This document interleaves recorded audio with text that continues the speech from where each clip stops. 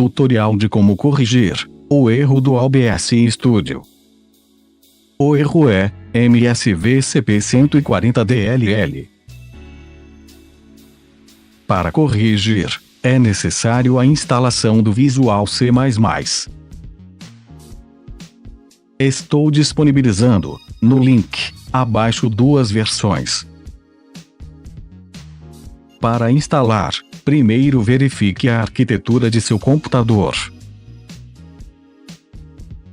Este computador possui a arquitetura de 64 bits.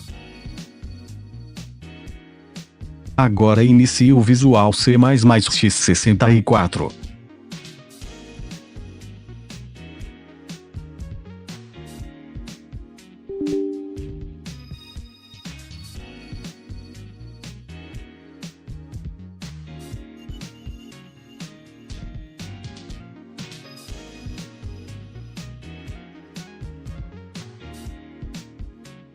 O OBS Studio está funcionando normalmente.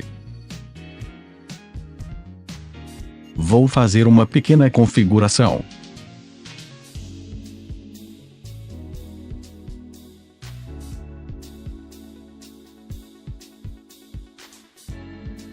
Adicione uma fonte para a captura de tela.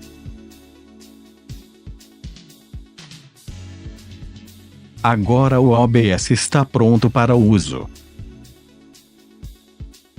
Espero que tenha gostado do vídeo.